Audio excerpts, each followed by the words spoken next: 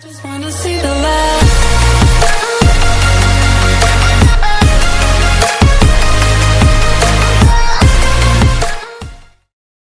Welcome back again to Game Development course using Unity Engine and C#.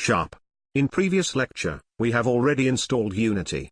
Now, we have to add necessary modules to Unity Engine, such as development tools and platforms, for which we are going to develop our game. Let's begin with starting Unity Hub from your desktop. If you have logged into Unity, then it will appear here. If you have not created Unity account, then sign up for new account and log in your account before continue. At the left sidebar of Unity Hub you will find Installs. Click on it. Here you can find the Unity, which you have installed on your PC with the platform that it support, and the version of Unity.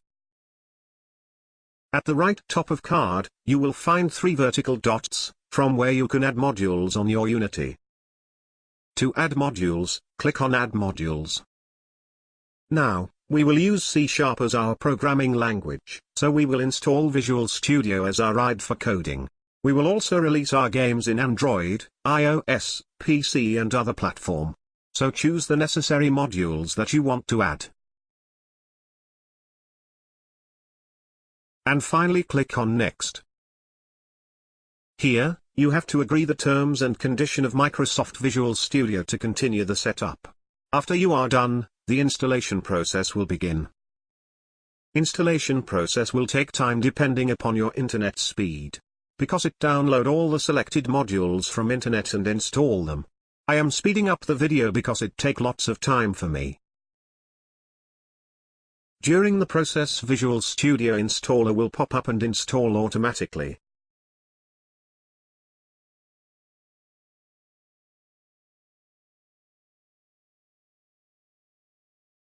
After installation process is completed, you will find your installed modules here.